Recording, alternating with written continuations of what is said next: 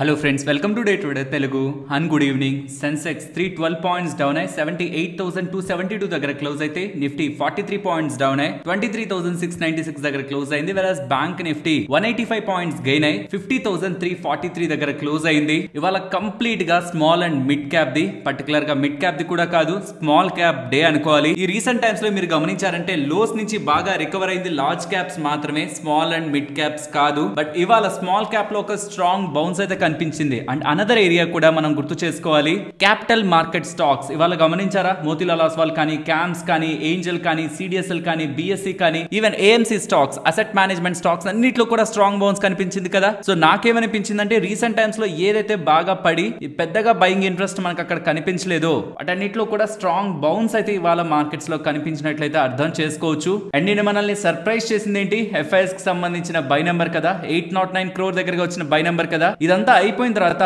Financial platforms లో publish అవుతున్న ఈ రిపోర్ట్స్ ని చూడండి. గవర్నమెంట్ ఆఫ్ ఇండియా ఎఫ్ఐఎస్ నుంచి అంత వస్తున్న సెల్లింగ్ తో ఫెమా రూల్స్ ని, ఫారెన్ ఎక్స్చేంజ్ మేనేజ్మెంట్ యాక్ట్ 1999 కి సంబంధించిన రూల్స్ ని కొంత సింప్లిఫై చేస్తూ equity, mutual funds, real estate related గా ఫారెన్ ఇన్వెస్టర్స్ కి కొంత వెసులుబాటును కలిగించాలనే ప్రయత్నం నెక్స్ట్ 6 months లో దీనికి సంబంధించిన లెజిస్లేటివ్ చేంజెస్ ని కూడా తీసుకురావాలనే ప్రయత్నం ప్రెజెంట్ ఫైనాన్షియల్ మినిస్ట్రీ చేస్తున్నారనేలా ఎన్డీటీవీ ప్రాఫిట్ వాళ్ళ ఎక్స్క్లూజివ్ అప్డేట్స్ అనేలా డేటాను షేర్ చేస్తున్నారు. ఈవెన్ ఈ డేటాను కూడా గమనిస్తే ఫారెక్స్ రూల్స్ ని కూడా ఈక్విటీ ఇన్వెస్ట్మెంట్స్ పరంగా ఎఫ్ఐఎస్ కి లిబరలైజ్ చేయాలని అండ్ ఇంకొన్ని ప్రతిపాదనల్ని కూడా ఎఫ్ఐఎస్ రిలేటెడ్ గా కేంద్రం స్వయంగా రంగంలోకి దిగి మరి ఫారెన్ ఇన్వెస్టర్స్ ని కూల్ చేయడానికి ప్రయత్నిస్తుందని ఎన్డీటీవీ ప్రాఫిట్ వాళ్ళైతే డేటాను షేర్ చేస్తున్నారు. అందులో ఎంత నిజం ఉందో మనకు తెలియదు, కానీ for the first time in last 23 trading sessions market green లో ఎండ్ అయింది స్ట్రాంగ్ గా. నిన్న అదే పాయింట్ లో ఎఫ్ఐఎస్ బై సైడ్ ఉంటున్నారు. దీనికి రిలేటెడ్ గా ఇదే రీజన్ అంటూ ఎన్డీటీవీ ప్రాఫిట్ వాళ్ళు కూడా గవర్నమెంట్ స్వయంగా రంగంలోకి దిగింది ఎఫ్ఐఎస్ కోసం అనేలా డేటాను చూపిస్తున్నారు.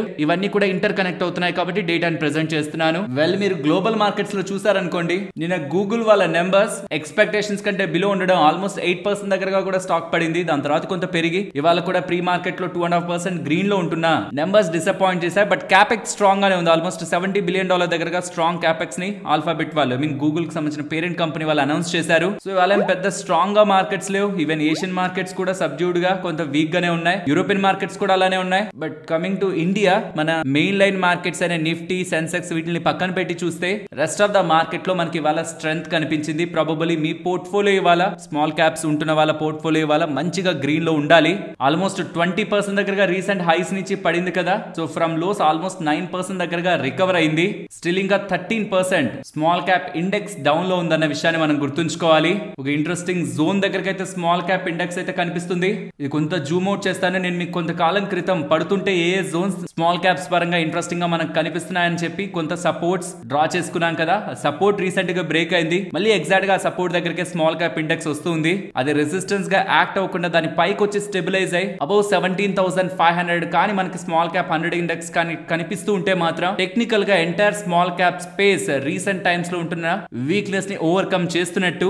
లెట్స్ సీ ఇంపార్టెంట్ జోన్స్ ని స్మాల్ క్యాప్ ఇండెక్స్ ఎలా ఓవర్కమ్ అవుతుందని. ఇది నేను స్మాల్ క్యాప్ ఇండెక్స్ పరంగా చూస్తున్న 3 మేజర్ లెవెల్స్. ఒకవేళ కమింగ్ టైమ్స్ లో ఎప్పుడైనా ఫాల్ ఉంటున్నప్పుడు స్మాల్ క్యాప్ ఇండెక్స్ లో ఈ జోన్స్ దగ్గరకు వస్తున్నప్పుడు వాటి రిలేటెడ్ ఉంటున్న ఆపర్చునిటీస్ ని, ఎక్కడెక్కడ ఏ స్పేసెస్ లో రీసెంట్ టైమ్స్ లో మంచి నెంబర్స్ వచ్చి వాల్యుయేషన్స్ అట్రాక్టివ్ గా వచ్చాయని పర్సనల్ గా నేను చూసుకోవడానికి పెట్టుకున్న లెవెల్స్. నా ఒపీనియన్ చెప్తాను చూడండి. స్మాల్ క్యాప్స్ పరంగా, స్మాల్ క్యాప్స్ లో ఎప్పుడు ఎవరైనా ఎక్కువ డబ్బులు ఎప్పుడు సంపాదిస్తారంటే ఏ వాల్యుయేషన్ లో పెడితే ఆ వాల్యుయేషన్ లో డబ్బులు పెట్టేసిన వాళ్ళు కాదు. ఓపిక్ గా, కామ్ గా, బాగా మంచి కరెక్షన్, మంచి పానిక్ లో రీజనబుల్ వాల్యుయేషన్స్ లోకి, చాలా జ్యూసీ వాల్యుయేషన్స్ లోకి ఎప్పుడు వచ్చాయని మనకు అనిపించి అప్పుడు పెద్ద మొత్తంలో డబ్బులు పెట్టినప్పుడు రికవరీలో మంచి డబ్బులు సంపాదించవచ్చు. కానీ లేదంటే ఏమైపోతుందంటే, గమనించండి, పడుతున్నప్పుడు కొన్ని స్టాక్స్ పడతాయి, మళ్ళీ పెరిగేటప్పుడు అవి పెరగాలని లేదు, వేరేటివి పెరుగుతూ ఉండొచ్చు. కాబట్టి మనం ఏ స్టాక్స్ లో పడితే ఆ స్టాక్స్ లో పెట్టేసి పడిపోతున్నప్పుడు మంది పడి, పెరుగుతున్నప్పుడు మళ్ళీ మందే పెరిగిపోతుందని అనుకోకూడదు. వాల్యుయేషన్స్ ఎప్పుడైనా సరే స్మాల్ క్యాప్స్ పరంగా మనం ప్రాధాన్యంగా చూడాలి. కాబట్టి ఈఎంఎస్ కంపెనీస్ పరంగా, డిక్సాన్ పరంగా, ఆంబర్ పరంగా, ఈ ప్యాక్ ఇలాంటి కంపెనీస్ అన్నిటి పరంగా కూడా బిజినెస్ లు మంచివే, కానీ వాల్యుయేషన్స్ ఎక్స్పెన్సివ్ ఉన్నాయి. కమింగ్ టైమ్స్ లో వాల్యుయేషన్ అట్రాక్టివ్ గా వచ్చినప్పుడు మనం మళ్ళీ దాని గురించి మాట్లాడుకుందాం అని చెప్పాను. కానీ బికాస్ ఆఫ్ బిజినెస్ లు బాగున్నాయి కదా అని ముందుకు వెళ్ళిపోతున్నాననే మాటలు మాట్లాడలేదు.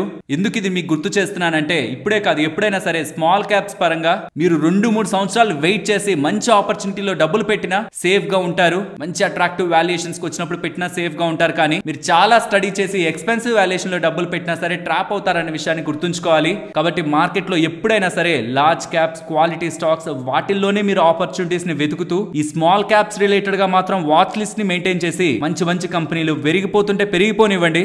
బట్ ఒక వాచ్ లిస్ట్ లో మెయింటైన్ చేసి ఇలాంటి ఆపర్చునిటీస్ ఏవేవైతే స్ట్రాంగ్ కరెక్షన్ తో గ్లోబల్ సెల్ ఆఫ్ అని ఏదో ఒక రీజన్ తో మార్కెట్ లో పడతాయి కదా బాగా, ఆ టైంలో రీజనబుల్ గా వాల్యుయేషన్స్ వచ్చాయని మీకు అనిపిస్తున్నప్పుడు వాటిల్లో పెట్టుబడులు ఆ టైంలో ఎక్కువ పెట్టుకోవడం, లార్జ్ క్యాప్స్ నుంచి అప్పుడు స్మాల్ క్యాప్స్ లోకి షిఫ్ట్ చేయడం, మిగిలినప్పుడు ఎక్స్పెన్సివ్ అయిపోయాయి అనుకోండి అప్పుడు స్మాల్ క్యాప్స్ నుంచి మళ్ళీ లార్జ్ క్యాప్ లోకి డబ్బులు షిఫ్ట్ చేసుకోవడం, పోర్ట్ఫోలియోని కొంత స్ట్రాంగ్ గా ఉంచుకోవడానికి even in the week market conditions 30-40% down అయిపోకుండా కాపాడుకోవడానికి చాలా మంది లార్జ్ ప్లేయర్స్ ఫాలో అయ్యే రీబ్యాలెన్సింగ్ మెథడ్ ఇది. అండ్ ఈవెన్ మీకు అనిపించింది నేను స్టార్టింగ్ లో చెప్పాను కదా, క్యాపిటల్ మార్కెట్ స్టాక్స్ అన్ని కూడా లైక్ బ్రోకింగ్ కంపెనీస్ కానీ, సిడిఎస్ఎల్ కానివ్వండి, ఏఎంసీ అసెట్ మేనేజ్మెంట్ కంపెనీస్ కానివ్వండి, ఈవెన్ బిఎస్సి కూడా ఇవాళ ఇంతలా పెరిగింది ప్రధానమైన కారణం ఏమైండొచ్చు, ఎన్ఎస్సి వాళ్ళ నెంబర్స్ ని పోస్ట్ చేశారు. ఇలా నెంబర్స్ ని మీరు గమనిస్తే ఇయర్ ఆన్ ఇయర్ కంపారిజన్ లో 21% రెవెన్యూ పెరిగింది. ఇక్కడ ఇంట్రెస్టింగ్ థింగ్ ఏంటో తెలుసా, క్వార్టర్ ఆన్ క్వార్టర్ కంపారిజన్ లో రెవెన్యూ ఫాల్ అయింది బట్ నెట్ ప్రాఫిట్ 22% పెరిగింది. బికాస్ మార్జిన్స్ ఎక్స్పాండ్ అవుతూ ఉండడం. యూజువల్ గా రీసెంట్ గా వచ్చిన రూల్స్ వీళ్ళ నెంబర్స్ ని టోటల్ గా డెస్ట్రాయ్ చేస్తాయి అనుకుంటే నెంబర్స్ ఏమలా డెస్ట్రాయ్ అవ్వట్లేదు. And overall market positioning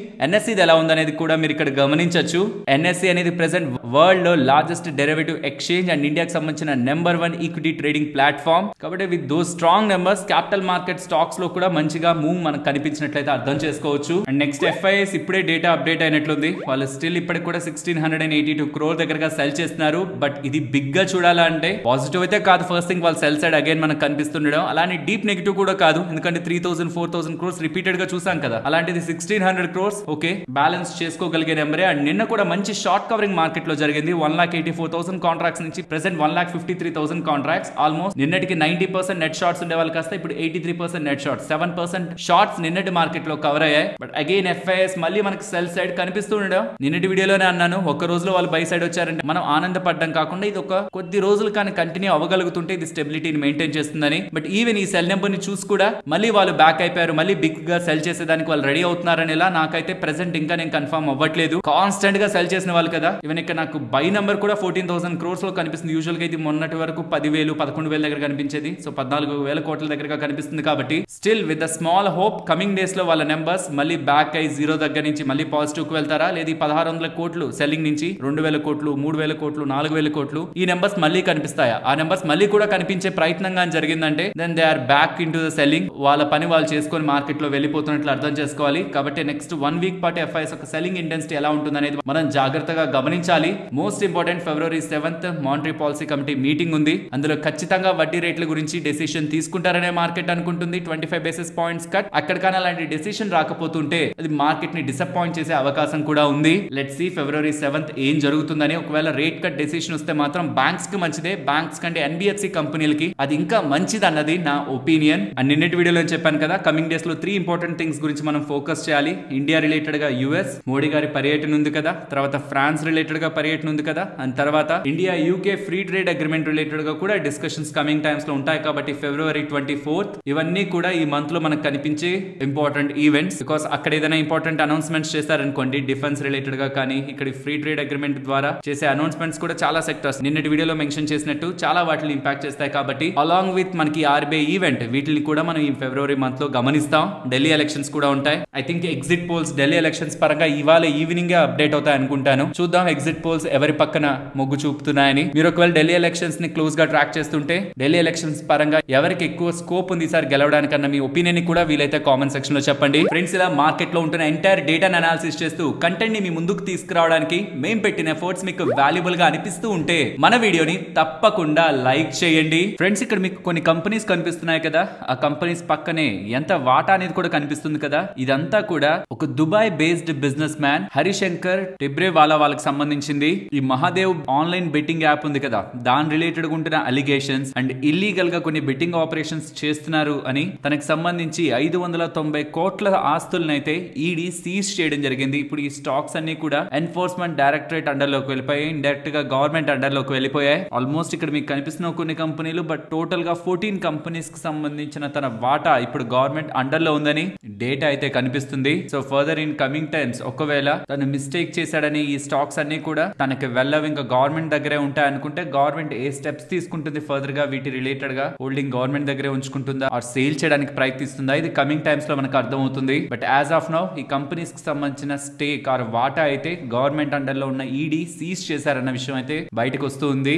next Azad engineering గురించి మాట్లాడుకోవాలి. వీళ్ళు రోల్స్ రాయ్స్ వాళ్ళతో డీల్ ని కుదుర్చుకున్నారని. అదేంటిది కార్లు తయారు చేసే కంపెనీ కదా, కాదు, వాళ్ళ ఎయిర్ క్రాఫ్ట్ సంబంధించిన ఇంజిన్ రిలేటెడ్ గా కూడా బిజినెస్ చేస్తారు. సో అలా వాళ్ళతో టైఅప్ అయి super critical machined parts ని ఆజాద్ ఇంజనీరింగ్ వాళ్ళు రోల్స్ రాయ్స్ వాళ్ళకి యూకే లో ఉంటున్న కంపెనీకి సప్లై చేయబోతున్నారని ఫ్రమ్ హైదరాబాద్. ఇది వీళ్ళ ఏరోస్పేస్ మ్యానుఫాక్చరింగ్ అండ్ ఇన్నోవేషన్ ఇంకా స్ట్రెంథన్ చేస్తుందని ఇలా ఆజాద్ వాళ్ళైతే అప్డేట్ చేస్తున్నారు. నెక్స్ట్ ఆర్వీఎన్ఎల్ వీళ్ళకి 404 crore 40 lakhs విలువ చేసే ఆర్డర్ ఈస్ట్ కోస్ట్ రైల్వే వాళ్ళ దగ్గర నుంచి లభించిందని. ఇందులో భాగంగా 27 మేజర్ బ్రిడ్జెస్ అండ్ ఇతర కొన్ని పనుల్ని కూడా నెక్స్ట్ 30 months లో కంప్లీట్ చేస్తారు వాల్టేర్ డివిజన్ లో అనేలా ఎక్స్చేంజెస్ కి చెప్తున్నారు. అండ్ నెక్స్ట్ నిఫ్టీ 50 రిలేటెడ్ గా లార్జ్ క్యాప్ స్టాక్స్ లో ఏవి అట్రాక్టివ్ గా ట్రేడ్ అవుతున్నాయని దాని రిలేటెడ్ గా మీకు చాలా క్వశ్చన్స్ ఉంటాయి కదా.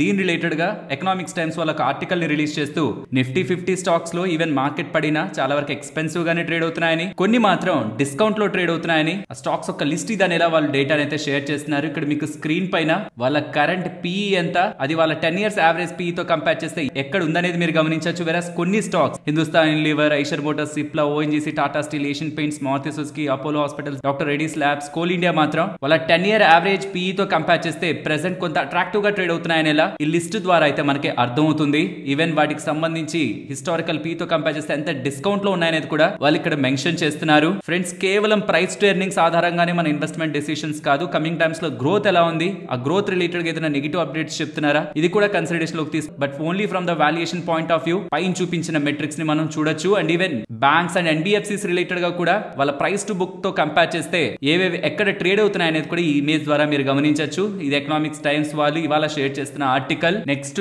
జ్యోతి స్ట్రక్చర్స్ స్టాక్ మీ దగ్గర ఉంటున్నట్లయితే ఇది జాగ్రత్తగా గమనించండి. 27 రూపాయల దగ్గరగా ఈ స్టాక్ ఉంది కదా, దీని రిలేటెడ్ గా రైట్స్ ఇష్యూ అయితే ప్రమోటర్స్ అనౌన్స్ చేశారు. ఇది బాగా గుర్తుంచుకోండి. మీ దగ్గర ఈ స్టాక్ ఉండి కూడా దీంట్లో మీరు పార్టిసిపేట్ చేయట్లేదంటే మీరు నష్టపోతున్నట్టు. 16 రూపాయల లెక్కన ఈ కంపెనీలో వాటాని ఆర్ షేర్ ని కొనుక్కోమని మీకు ఆఫర్ అయితే ప్రకటిస్తున్నారు. ఇది చిన్న స్టాక్ కాబట్టి మీ దగ్గర చాలా స్టాక్స్ ఉండొచ్చు. కాబట్టి ప్రతి 26 స్టాక్స్ కి 9 స్టాక్స్ మీరు 16 రూపాయల లెక్కన కొనుక్కునే వెసులుబాటు, ఆ రైట్స్ ఎంటైటిల్మెంట్ మీకు లభిస్తుంది. రికార్డ్ డేట్ ఫిబ్రవరి 10th నాటికి ఎవరి డిమాట్ అకౌంట్ అయితే ఈ షేర్స్ ఉంటాయో వాళ్ళకి రైట్స్ ఎంటైటిల్మెంట్, రైట్స్ లో పాల్గొనే అవకాశం ఉంటుంది. రైట్స్ ఓపెన్ అయ్యేది, ఇది అండర్లైన్ చేసి పెట్టుకోండి, రైట్స్ ఓపెన్ అయ్యేది February 17th, క్లోజ్ అయ్యేది March 3rd. But important date ఏంటంటే, మీకు ఒకవేళ ఈ రైట్స్ లో పాల్గొనే ప్రాసెస్ తెలియదు, అసలు నాకు పాల్గొనాలనే లేదు, బట్ నేను నష్టపోకూడదు అంటే ఎవరెవరి దగ్గర అయితే ఈ షేర్స్ ఉంటాయో మీకు ఆర్ఈ షేర్స్ అనేటివి ఇంకొన్ని రోజుల్లో వచ్చి క్రెడిట్ అవుతాయి. ఆ ఆర్ఈ షేర్స్ ని మీరు February 23rd, 24th లోపు ఓపెన్ మార్కెట్ లో సెల్ చేసే అవకాశం ఉంటుంది. అలా సెల్ చేసి ఆ వచ్చిన డబ్బులు ఏదైతే ఎక్స్ట్రాగా డబ్బులు ఉంటుందో దాన్ని మీ బ్యాంక్ అకౌంట్ కైనా దాంతో ఇంకేదైనా షేర్లు కొనుక్కోండి. కానీ ఆ ఆర్ఈ షేర్స్ కూడా కొత్తగా ఇంకేదో షేర్లే నా డిమాట్ లో పెట్టుకుంటాను, లైఫ్ లాంగ్ హోల్డ్ చేస్తాను అనుకుంటే గుర్తుంచుకోండి, కరెక్ట్ గా 25వ తేదీ ఫిబ్రవరి ఆ షేర్లు మీకు కనిపించవు, ఆ ఆర్ఈ షేర్స్ కనిపించవు. మీ ఒరిజినల్ జ్యోతి స్ట్రక్చర్ షేర్స్ అలానే ఉంటాయి, ఆ 27 రూపాయల కంపెనీ షేర్లు అలానే ఉంటాయి. బట్ దాని కారణంగా ఈ రైట్స్ లో భాగంగా వచ్చిన ఆర్ఈ షేర్స్ అని ఉంటది, అవి కనిపించవు. కాబట్టి ఎయిదర్ రైట్స్ లో అయినా పాల్గొనండి. ఆ డేట్ February 17th ఓపెన్ అయ్యి March 3rd క్లోజ్ అవుతుంది. రైట్స్ నేను పాల్గొనాలనే లేకపోతుంటే మీకు కమింగ్ డేస్ లో వచ్చే ఆర్ఈ షేర్స్ ని February 24th లోపే అమ్మేసేయండి మార్కెట్ లో. ఇదనే కాదు, ఇంకే కంపెనీకైనా సరే ఇదే ప్రాసెస్. మీరు ఎయిదర్ పాల్గొనాలి రైట్స్ లో, రైట్స్ మీ కంపెనీ ఇస్తుంటే,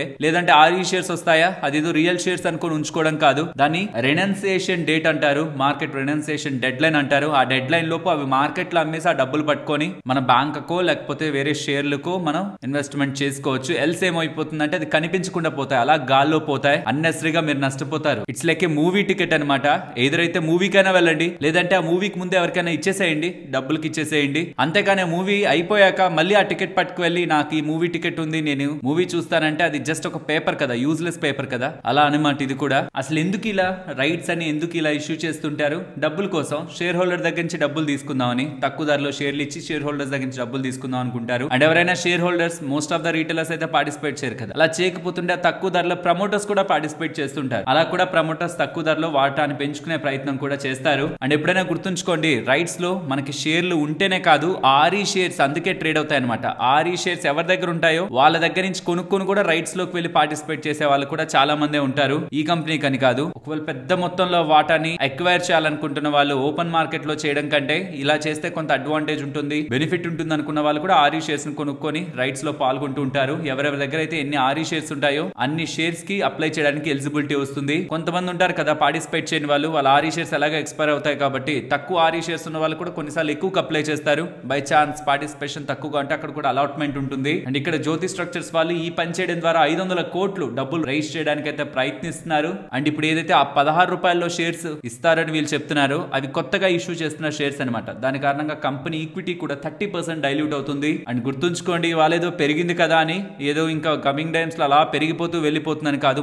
ఈ మధ్య నెంబర్స్ బానే వచ్చాయి, కానీ ఈ రైట్స్ అప్పుడు చాలా వోల్టైల్ గా ఉంటది. కరెక్ట్ గా రైట్స్ ఇంకా అయిపోయింది, ఇంకా అప్పటికి ఏదైతే రికార్డ్ డేట్ ఉందో దాని తర్వాత కొన్నా మనకు ఉపయోగం లేదని ఉంటుందా, ఆ పాయింట్ నుంచి రియల్ ప్రైస్ దీనికి కిక్ ఇన్ అవుతుంది. అంటే రియాలిటీలోకి స్టాక్ ప్రైస్ వస్తుంది. కాబట్టి అన్లెస్ మీకు బిజినెస్ లో క్లారిటీ లేకపోతే జస్ట్ షేర్ ధరను చూసో, లేకపోతే ఇప్పుడు ఇవాళ పెరిగిందంటే కమింగ్ టైమ్స్ లో కూడా పెరిగిపోతే ఎక్కడికో వెళ్ళిపోతున్నాను యుఫోరియాతో మాత్రం ముందుకు వెళ్ళొద్దు. ముందు ప్రాపర్ గా దేంట్లోనే ఇదనే కాదు దేంట్లోనే ప్రాపర్ గా స్టడీ చేయండి, తర్వాత డెసిషన్ తీసుకోండి. ఫ్రెండ్స్, ఇలా న్యూస్ అప్డేట్స్ ని అనాలిసిస్ చేస్తూ మీ ముందుకి కంటెంట్ తీసుకురావడానికి మేం పెడుతున్న ఎఫర్ట్స్ మీకు వాల్యుబుల్ గా అనిపిస్తూ ఉంటే మన వీడియోని తప్పకుండా లైక్ చేయండి. నెక్స్ట్ ఐఎక్స్ గురించి మాట్లాడుకోవాలి. వీళ్ళకి కాన్స్టెంట్ గా గుడ్ పర్ఫార్మెన్స్ వీళ్ళు డెలివర్ చేస్తున్నారు. కానీ ఒకే ఒకటి మార్కెట్ కప్లింగ్ ఏదో జరగబోతుందని మార్కెట్ లో భయాలతో ఒకప్పుడు చాలా బాగా పడింది స్టాక్. తర్వాత కూడా ఈవెన్ వీళ్ళు కాన్స్టెంట్ గా నెంబర్స్ ని బాగా పోస్ట్ చేస్తున్నా, వీళ్ళు డేటాని బాగా పోస్ట్ చేస్తున్నా కూడా మార్కెట్ లో ఉంటున్న ఫియర్స్ స్టాక్ ప్రైస్ రిలేటెడ్ గా బాగా పెరిగే ఒక అవకాశాన్ని అయితే ఆపుతున్నాయి. ఇక్కడ వీళ్ళ నెంబర్స్ ని చూస్తే total electricity traded year on year comparison లో 16% పెరిగింది. Renewable energy certificates year on year లో 150% పెరుగుతూ, గ్రీన్ మార్కెట్ వాల్యూమ్స్ 218% పెరుగుతూ, డ్యామ్ ప్రైస్ ఒకటే క్లియరింగ్ ప్రైస్ మనకి 24% ఇయర్ ఆన్ ఇయర్ లో డిక్లైన్ అయింది. వాల్యూమ్స్ పెరిగినప్పుడు ఈ డ్యామ్ ప్రైజెస్ ఈ వోల్టైలిటీ ఫ్లక్చుయేషన్స్ మనం చాలా సార్లు చూస్తూనే ఉంటాం. సెగ్మెంట్ వైడ్ పర్ఫార్మెన్స్ కూడా డ్యామ్ అండ్ ఆర్టీఎం మార్కెట్స్ లో స్ట్రాంగ్ గా ఉంది. టామ్ మార్కెట్ లో మాత్రం ఇయర్ ఆన్ ఇయర్ లో 9% డిక్లైన్ కనిపించింది. ఓవరాల్ స్ట్రాంగ్ గానే ఈసారి కూడా వీళ్ళ ఎలక్ట్రిసిటీ వాల్యూమ్స్ జనవరి మంత్ రిలేటెడ్ గా ఐఎక్స్ వాళ్ళు రిపోర్ట్ చేస్తున్నారు. స్కిన్ కేర్ రిలేటెడ్ గా పర్టికులర్ గా పిగ్మెంటేషన్ ఏదైనా వచ్చాయనుకోండి, లైక్ మంగు కానీ లేకపోతే ఏదైనా హైపర్ పిగ్మెంటేషన్ ఇష్యూస్ వస్తున్నా చాలా మంది దానికి వెంటనే అలర్ట్ అయిపోయి డాక్టర్స్ దగ్గరికి వెళ్ళడం, క్రీమ్స్ రాయడం చేస్తుంటారు కదా. దీని రిలేటెడ్ గా ఆల్కెమ్ ల్యాబొరేటరీస్ వాళ్ళు ఒక సీరం ని రిలీజ్ చేస్తున్నారు. కోజీ గ్లో అనే సీరం ని, ఇండియాస్ ఫస్ట్ డ్యూలిపో టెక్నాలజీతో వస్తున్న లైపోసోమల్ సీరం అనమాట. ఈ హైపర్ పిగ్మెంటేషన్ రిలేటెడ్ గా ఆల్రెడీ చాలా మార్కెట్ లో ఉన్నాయి. ప్రతిదీ కూడా స్కిన్ కి మంచిది కాదనమాట. ఈ హైపర్ పిగ్మెంటేషన్ తగ్గించే ప్రాసెస్ లో స్కిన్ ని ఇరిటేట్ చేస్తుంటాయి. ఇది కూడా ఇరిటేట్ చేస్తుందంట.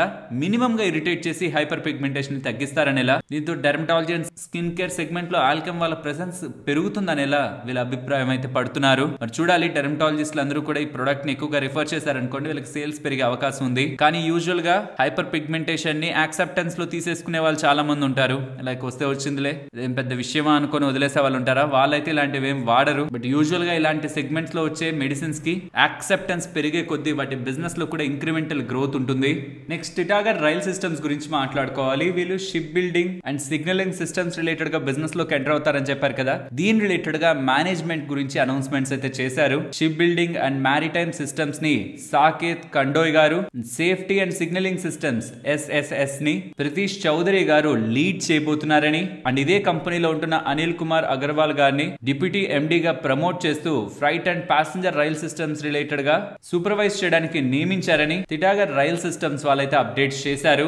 నెక్స్ట్ వెల్స్పన్ ఎంటర్ప్రైజెస్ గురించి మాట్లాడుకోవాలి. వీళ్ళకి 291 crores దగ్గరగా విలువ చేసే కాంట్రాక్ట్ BMC వాళ్ళ దగ్గర నుంచి లభించిందని. BMC మీన్స్ ఈ ముంబైకి సంబంధించిన మున్సిపల్ కార్పొరేషన్ వాళ్ళు. వాటర్ పంపింగ్ స్టేషన్ రిలేటెడ్ గా వీళ్ళకి ఆర్డర్ లభించినట్లు, అండ్ దాని రిలేటెడ్ గా next 7 years operations and maintenance కూడా అది ఇంకొక 37 crores విలువ చేసేదన్నమాట. దానికి కూడా వీళ్ళకే లభించినట్టు. నెక్స్ట్ 20 months లో దీన్ని కంప్లీట్ ఎగ్జిక్యూట్ చేస్తూ వీళ్ళు ముందుకు వెళ్తారని, అండ్ వీళ్ళ total order book present 2791 crores 76 lakhs దగ్గరగా ఉంటున్నట్టు వెల్స్పన్ మిచిగన్ వాళ్ళు. ఈ వెల్స్పన్ మిచిగన్ అనేది ఈ వెల్స్పన్ ఎంటర్ప్రైజెస్ సంబంధించిన మెటీరియల్ సబ్సిడరీ వాళ్ళు అప్డేట్ చేస్తున్నారు. నెక్స్ట్ ఇన్ఫో ఎడ్జ్ గురించి మాట్లాడుకోవాలి. ఇన్ఫో ఎడ్జ్ వాళ్ళు ఒక ఇంపార్టెంట్ అనౌన్స్మెంట్ చేస్తున్నారు. స్టాక్ స్ప్లిట్ 1:5 లో. సో మీ దగ్గర ఒకవేళ ఇన్ఫో ఎడ్జ్ షేర్స్ మీ డిమాట్ అకౌంట్ లో ఉంటే ఒక్కొక్క షేర్ 5 షేర్లుగా మారుతుంది. అండ్ స్టాక్ ప్రైస్ కూడా 5తో డివైడ్ అయి తగ్గుతుంది. సో దీంతో స్టాక్ ప్రైస్ తగ్గుతుంది కాబట్టి ఎక్కువ మంది రీటైలర్స్ దీంట్లో ఎంటర్ అవ్వడానికి ఆసక్తి చూపిస్తారనేది కంపెనీస్ ఒక నమ్మకం. కాబట్టి స్టాక్ స్ప్లిట్స్ చేస్తూ ఉంటారు. నెక్స్ట్ ఓపెన్ ఏ CEO ఉన్నారు కదా, శామ్ ఆల్ట్మాన్. తను మన IT మినిస్టర్ అయిన అశ్విని వైష్ణవ్ గారిని కలిశారు, డిస్కస్ చేశారు IT రిలేటెడ్ గా, AI రిలేటెడ్ గా ఉంటున్న కొలాబరేషన్స్ రిలేటెడ్ గా. అండ్ తన దగ్గర నుంచి ఉంటున్న ఇంపార్టెంట్ స్టేట్మెంట్స్ విందాం. గతంలో ఇండియా రిలేటెడ్ గా ఏఐ డెవలప్మెంట్ గురించి తను మాట్లాడిన కొన్ని మాటలనైతే వెనక్కి తీసుకుంటున్నారని, ఇండియా అనేది ఓపెన్ ఏఐ రిలేటెడ్ గా సెకండ్ లార్జెస్ట్ మార్కెట్ అని, ఏఐ స్టాక్ రిలేటెడ్ గా ఇండియా ఏం చేయాలో అవన్నీ చేస్తూ ఉందని, అండ్ ఇప్పటి వరకు ఇండియా ఏ డెవలప్మెంట్ అయితే ఏఐ రిలేటెడ్ గా చేసిందో అది అమేజింగ్ గా ఉందని, అండ్ క్యాన్సర్ రిలేటెడ్ గా ఏఐ క్యూర్ చేసేంత దూరం ఇంకా రాలేదు కానీ బట్ వాళ్ళు తీసుకొచ్చే ఆలోచనలో ఉన్నారని, అండ్ మన ఐటీ మినిస్టర్ గారు కూడా మాట్లాడుతూ ఏఐని వివిధ రంగాల్లో యూజ్ చేసి కాస్ట్ రిడక్షన్ చేసుకొని మనం కూడా స్ట్రాంగ్ గా ముందుకు వెళ్లాలనేలా మన ఐటీ మినిస్టర్ గారు కూడా స్టేట్మెంట్స్ చేస్తున్నారు. కానీ ఇక్కడ కనిపిస్తున్న ఇంకొక అంశం, మన ఇండియాకి సంబంధించిన ఫైనాన్స్ మినిస్ట్రీ ఏఐ టూల్స్ వాడకాన్ని అయితే అవాయిడ్ చేయమని చెప్తూ ఉంది. మన ఇండియన్ ఫైనాన్స్ మినిస్ట్రీ వాళ్ళు అఫీషియల్స్ ని ChatGPT, DeepSeek and అదే ఏఐ మోడల్స్ ని వర్క్ పర్పస్ మీద అఫీషియల్ గా యూజ్ చేయొద్దని చెప్తున్నట్టు ఇక్కడ చూడండి. The Hindu, Mint, the Indian Express, Reuters, ఇక్కడ మల్టిపుల్ ప్లాట్ఫామ్స్ లో మనకి అప్డేట్స్ అయితే కనిపిస్తూ ఉన్నాయి. ఫైనాన్స్ మినిస్ట్రీ వాళ్ళు ఈ ఆదేశాలని పాస్ చేస్తున్నట్టు. అది ఏ టెక్నాలజీ అయినా కానివ్వండి, be it social media, AI, India అనేది because of the population, young population ఎక్కువగా ఉంటుండడం one of the largest market అవుతుంది. కాబట్టి అమెజాన్ వాళ్ళు కూడా ఇండియాలో వేలాది కోట్లు నష్టపోతున్నాం అని రిపోర్ట్ చేస్తున్నా, మాకు ఇండియానే వన్ ఆఫ్ ద టాప్ ప్రియారిటీగా ఉంటుంది మా బిజినెస్ లిస్ట్ అని వాళ్ళు చెప్తారు. గూగుల్ వాళ్ళు, ఫేస్బుక్ వాళ్ళు, multiple social media platforms and AI and ఇంకేదైనా ప్రపంచంలో తయారయ్యే ఏ గొప్ప కంపెనీ అయినా మార్కెట్ ప్లేస్ లో మాత్రం ఇండియాని బికాస్ ఆఫ్ ద యూసేజ్ ముందు వరుసలోనే ఖచ్చితంగా ఉంచుతుంది. కాబట్టి ఇండియన్ డెమోగ్రఫిక్ రిలేటెడ్ గా ఉంటున్న గ్రోత్ ఆపర్చునిటీస్ అలా ఉన్నాయి. ఇతర దేశాల్లో ఉంటున్న కంపెనీస్ కే మన ఇండియా అనేది ఇంత ఇంపార్టెంట్ మార్కెట్ ప్లేస్ అవుతున్నప్పుడు మరి మన ఇండియన్ కంపెనీస్ గ్రో అవడానికి కూడా ప్రెసెంట్ ఉంటున్న డెమోగ్రఫిక్ అండ్ ఫ్యూచర్ కండిషన్స్ ఖచ్చితంగా హెల్ప్ అవుతాయి. కాబట్టి మన ఇండియన్ స్టాక్ మార్కెట్ కూడా ఓవర్ ద పీరియడ్ స్ట్రాంగ్ అనే గ్లోబల్ మార్కెట్స్ తో కంపేర్ చేస్తే ఎవాల్వ్ అవుతుంది. నెక్స్ట్ టాటా మోటార్స్ గురించి మాట్లాడుకోవాలి. వీళ్ళ land rover sales, US sales year on year comparison లో 70% పెరిగాయని, మంత్ ఆన్ మంత్ లో 10% డౌన్ అయ్యాయని అప్డేట్స్ అయితే కనిపిస్తూ ఉన్నాయి. ఇది ల్యాండ్ రోవర్. వేరస్ జాగ్వర్ కి సంబంధించి ఫేజ్ అవుట్ జరుగుతుంది కదా, అక్కడ కంప్లీట్ గా ఎలక్ట్రిఫికేషన్ వైపు మూవ్ అవుతున్నారు కదా, కాబట్టి అక్కడ సేల్స్ ఇయర్ ఆన్ ఇయర్ లో 14% డౌన్ అవుతున్నట్లు మనం గమనించవచ్చు. నెక్స్ట్ ఒక ఇంట్రెస్టింగ్ డెవలప్మెంట్ అయితే కనిపిస్తుంది. ఇక్కడ మీరు గమనిస్తే చైనాకి సంబంధించి టారిఫ్లు ట్రంప్ గారు వేస్తున్నారు కదా, ఇది ముందుకు వెళ్తుండే ప్రాసెస్ లో అక్కడ ఉన్న ఫార్మా కంపెనీస్ మీద వాళ్ళ దగ్గర నుంచి వస్తున్న డ్రగ్స్ అండ్ మాలిక్యూల్స్ రిలేటెడ్ గా కూడా తన టారిఫ్లని పెంచుతూ పోతే యుఎస్ లో ఆ డ్రగ్స్ యొక్క ప్రైజెస్ అండ్ షార్టేజెస్ పెరిగి ఇండియన్ కంపెనీస్ కి అది లాభం ఉండే అవకాశం ఉందనేలా మనకి ఇక్కడ కనిపిస్తున్న డేటాని బట్టి మనం అర్థం చేసుకోవచ్చు. సో ఇన్ రీసెంట్ టైమ్స్ కూడా మనకి మన రూపీ వీక్ అయి డాలర్ స్ట్రాంగ్ అవుతున్నప్పుడు రెండు సెక్టార్స్ ని మనం మంచిగా చూడొచ్చు. ఒకటి ఐటీ, ఒకటి ఫార్మా. బట్ ఐటీకి ఏంటంటే కమింగ్ టైమ్స్ లో ఇన్ఫ్లేషన్ పెరిగి మేము వడ్డీ రేట్లు కట్ చేయమంటే ఐటీ ఇంపాక్ట్ అయ్యే అవకాశం ఉంది. కానీ ఫార్మాకి అలా కాదు, డాలర్ స్ట్రెంత్ అయినా అడ్వాంటేజే. వాళ్ళు అక్కడ రేట్ కట్ చేస్తానన్నా చేయనన్నా సరే అది ఫార్మాని డైరెక్ట్ గా ఏం ఇంపాక్ట్ చేయదు. కాబట్టి మన రూపీ వీక్ అవడం, డాలర్ స్ట్రాంగ్ అవడం అండ్ ఇప్పుడు జరుగుతున్న ఈ టారిఫ్ల గేమ్ కానివ్వండి, కమింగ్ టైమ్స్ లో కూడా ఉంటున్న డిమాండ్, ప్రెసెంట్ ఉంటున్న రిజల్ట్స్ అండ్ యుఎస్ రిలేటెడ్ గా కూడా బెటర్ మార్జిన్స్ ఇవన్నిటిని చూస్తున్నప్పుడు ఫార్మా స్టాక్స్ రిలేటెడ్ గా ఇప్పుడు కాదు కొన్ని నెలల బ్యాక్ నుంచి చెప్తున్నాను, ఫార్మా స్టాక్స్ రిలేటెడ్ గా, హాస్పిటల్ స్టాక్స్ రిలేటెడ్ గా అండ్ హోటల్ రిలేటెడ్ గా ఉంటున్న కంపెనీస్ వీటన్నిటి రిలేటెడ్ గా షార్ట్ టర్మ్ లో కిందకి వెళ్ళడానికంటే పైకి వెళ్ళడానికి ఆస్కారం ఎక్కువ ఉందని, బట్ అందులో నుంచి ఒకటే తీయాలంటే మాత్రం ఫార్మా. ఒక్కొక్క టైం గడిచే కొద్దీ దానికి అడ్వాంటేజెస్ అయితే పెరుగుతూ ఉన్నాయి. నెక్స్ట్ ఐజీఎల్ గురించి మాట్లాడుకోవాలి. ఇవాళ బాగా పెరిగింది కదా కంపెనీ. ఒకే ఒక్క రూమర్ అన్నమాట, ఏంటంటే ప్రెసెంట్ ఢిల్లీ ఎలక్షన్స్ జరుగుతున్నాయి కదా, ఇది మెయిన్ గా ఢిల్లీలో ఆపరేట్ చేస్తుంది. ఆల్మోస్ట్ లాస్ట్ 3 months నుంచి ఎప్పుడు కూడా వాళ్ళకి సంబంధించిన సిఎన్జి ప్రైజెస్ ని పెంచలేదు ఢిల్లీలో బికాస్ ఆఫ్ ఎలక్షన్స్. వెరాజ్ ఇదే టైం పీరియడ్ లో ఎంజీఎల్ వాళ్ళు, గుజరాత్ గ్యాస్ వాళ్ళు 2-4% దగ్గరగా ప్రైజులు పెంచేశారు. కాబట్టి ఆఫ్టర్ ఢిల్లీ ఎలక్షన్స్ ఐజీఎల్ వాళ్ళు కూడా 4% దగ్గరగా వాళ్ళ సిఎన్జి ప్రైజుల్ని పెంచి వాళ్ళ మార్జిన్స్ ని ఇంప్రూవ్ చేసుకుంటారని మార్కెట్ లో ఉంటున్న రూమర్స్ ఏముంది, మోస్ట్లీ అదే జరిగే అవకాశం ఉంది. కాబట్టి స్టాక్ ఇవాళ ఇంతలా గెయిన్ అయింది. చూడాలి మరి ఎలక్షన్స్ తర్వాత ఎంత టైం గ్యాప్ లో వాళ్ళు ఈ ప్రైస్ హైక్స్ ని అనౌన్స్ చేస్తారని. గుర్తుంచుకోండి, ఆ రోజు ప్రైస్ హైక్ అనౌన్స్మెంట్ వచ్చిన తర్వాత స్టాక్ పెరగకపోతే ఎందుకు మంచి అప్డేటే కదా అని అనుకోకండి. ఆల్రెడీ పెరుగుతాయని మార్కెట్ అనుకుంటుంది కాబట్టి నిజంగా అప్డేట్ వచ్చినప్పుడు పెద్ద రియాక్షన్ మనకు ఉండదు. నెక్స్ట్ ఏంజల్ వన్ ఇవాళ పెరగడానికి ప్రధానమైన కారణం డిసెంబర్ తో కంపేర్ చేస్తే జనవరి మంత్ రిలేటెడ్ గా కొంత మంచి బిజినెస్ డేటా అనేది వీళ్ళు పోస్ట్ చేస్తున్నారు. Month on month comparison and even year on year comparison లో కూడా గుడ్ గ్రోత్ జనవరి మంత్ రిలేటెడ్ గా మనకు కనిపిస్తుంది. Because number of trading days ఎక్కువే. డిసెంబర్ లో 21 రోజులు ఉంటే జనవరిలో 23 రోజులు ఉన్నాయి. And even year on year లో కూడా లాస్ట్ ఇయర్ జనవరిలో 22 రోజులు ట్రేడింగ్ డేస్, బట్ ఈసారి 2025 జనవరిలో 23 ట్రేడింగ్ డేస్. బట్ దాన్ని పక్కకు పెట్టి చూస్తున్నా సరే క్లయింట్ అడిషన్ స్ట్రాంగ్ గా ఉంది. Year on year comparison and month on month comparison లోను యావరేజ్ క్లయింట్ ఫండింగ్ బుక్ కానివ్వండి, నెంబర్ ఆఫ్ ఆర్డర్స్ కానివ్వండి, notional turnover month on month comparison లో both equity plus FNO and FNO related గాను good growth కనిపిస్తూ expected కంటే better business డేటాని వీళ్ళు publish చేస్తూ ఉండడం ఇవాళ ఇంతలా పెరగడానికి ప్రధానమైన కారణం. నెక్స్ట్ గోల్డ్ ప్రైస్ ఎందుకు పెరుగుతుంది, గోల్డ్ రిలేటెడ్ గా ఎందుకు ఇలా ప్రైస్ మూవ్ మనకి టైం టు టైం పెరుగుతూ ఆల్ టైమ్ హైస్ కి వెళ్తుందని. దీని రిలేటెడ్ గా ఉన్న రీజన్స్ ని మీరు డీటెయిల్డ్ గా అనాలిసిస్ చేద్దాం అనుకుంటే 3 days బ్యాక్ మీకు గోల్డ్ ప్రైస్ పెరుగుతుంది, ఇప్పుడు కొనొచ్చా, ఎందుకు అసలు గోల్డ్ ప్రైస్ పెరుగుతుంది అన్న దాని రిలేటెడ్ గా డీటెయిల్డ్ అనాలిసిస్ ఈ వీడియోలో ఉంటుంది. ఎందుకు గోల్డ్ ప్రైజెస్ రిలేటెడ్ గా కమింగ్ టైమ్స్ లో ఈ ఫ్లక్చుయేషన్స్ ఉంటాయని వీలైతే అక్కడ గమనించండి. బికాస్ అదే సబ్జెక్ట్ ఇప్పుడు కూడా ప్రెసెంట్ గోల్డ్ ప్రైజెస్ ని మూవ్ చేస్తూ ఉంది. నెక్స్ట్ రిజల్ట్స్ ని మాట్లాడుకుందాం. 2 లాజిస్టిక్స్ కంపెనీస్ 2 కూడా మంచి నెంబర్స్ ని పోస్ట్ చేశాయి. First the VRL logistics quarter on quarter and year on year basis లో ఎలాంటి గ్రోత్ రెవెన్యూస్ లో కాదు, వాళ్ళ మార్జిన్స్ అండ్ ప్రాఫిటబిలిటీలో ఎలా మారింది అనేది మీరు గమనించండి. Strong set of numbers VR logistics వాళ్ళు with strong margin expansion. Margins అయితే ఆల్మోస్ట్ 3 years హై లో ఉన్నాయి. మంచి నెంబర్స్ ని వీళ్ళు పోస్ట్ చేశారు. ఈవెన్ SJ లాజిస్టిక్స్ వాళ్ళు కూడా గుడ్ సెట్ ఆఫ్ నెంబర్స్ ని పోస్ట్ చేస్తున్నారు. Quarter on quarter and year on year లో స్ట్రాంగ్ గ్రోత్ ఈ SJ లాజిస్టిక్స్ దగ్గర నుంచి కూడా కనిపిస్తుంది. నెక్స్ట్ తెగా ఇండస్ట్రీస్ వాళ్ళ నెంబర్స్ ని మీరు గమనిస్తే ఇయర్ ఆన్ ఇయర్ లో 21%, క్వార్టర్ ఆన్ క్వార్టర్ లో 15% revenue growth and strong profit growth. Quarter on quarter లో అయితే సిగ్నిఫికెంట్ గా కనిపిస్తుంది, ఇయర్ ఆన్ ఇయర్ లో అయితే almost 52% growth. Strong set of numbers. Tega industries వాళ్ళు కూడా ఎక్స్పెక్టేషన్స్ ని బీట్ చేస్తూ నెంబర్స్ ని పోస్ట్ చేశారు. నెక్స్ట్ పేజ్ ఇండస్ట్రీస్ నెంబర్స్ ని మీరు గమనించారంటే year on year and quarter comparison లో రెవెన్యూ గ్రో అవుతుంది, మార్జిన్స్ ఇంప్రూవ్ అవుతున్నాయి, ప్రాఫిటబిలిటీ కూడా quarter on quarter and year on year comparison లో ఇంప్రూవ్ అవుతుంది. అండ్ వీళ్ళు థర్డ్ ఇన్ టర్మ్ డివిడెండ్ గా 150 రూపీస్ పర్ షేర్ డివిడెండ్ ని ప్రకటించారు. నెక్స్ట్ స్విగ్గీ గురించి మాట్లాడుకోవాలి. స్విగ్గీ నెంబర్స్ మాట్లాడుకునే ముందు స్విగ్గీ వాళ్ళు ఈ Q3 లో 96 న్యూ డార్క్ స్టోర్స్ ని యాడ్ చేశారని అప్డేట్ చేస్తున్నారు. ఇది ఎందుకు మాట్లాడుతున్నాను ఫస్ట్ లోనే అంటే బ్లింకిట్ వాళ్ళు 216 దగ్గరగా డార్క్ స్టోర్స్ ని యాడ్ చేశారు. వేరే స్విగ్గీ ఇన్స్టామార్ట్ వాళ్ళు మాత్రం 96 డార్క్ స్టోర్స్ ని యాడ్ చేశారు. వీళ్ళ నెంబర్స్ ఇక్కడ మీరు స్క్రీన్ మీద గమనించారంటే గతంలో ఉన్న దానికంటే ఈసారి లాస్ పెరిగింది, బట్ రెవెన్యూ కూడా గ్రో అయింది. లాస్ పెరిగింది విత్ ఎక్సెప్షనల్ లాస్ 3.5 crore ని పక్కన పెట్టి చూసినా సరే ఈసారి లాస్ ఐటమ్ వీళ్ళకి కొంత పెరుగుతున్నట్టు మనం అర్థం చేసుకోవచ్చు. సో ఓవరాల్ టాప్ లో సేల్స్ పెరుగుతున్నాయి, వెరాస్ ప్రాఫిటబిలిటీ రిలేటెడ్ గా ప్రాఫిట్ లో ఏం లేరు కానీ లాసే. గతంలో 574 crore లాస్ ఉంటే ఈసారి 800 crore లాస్ కి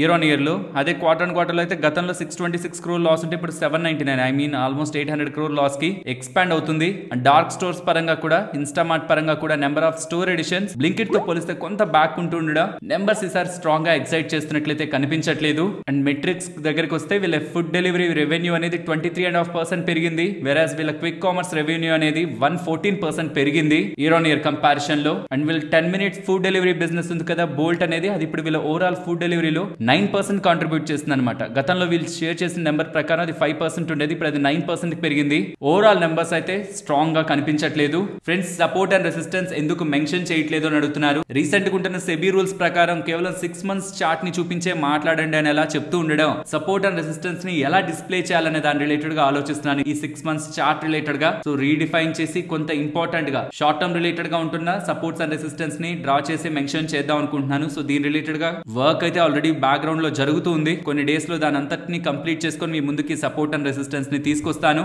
మరొక ఇంట్రెస్టింగ్ వీడియోతో మళ్ళీ మీ ముందుకు వస్తాను. అంతవరకు టేక్ కేర్, జై హింద్.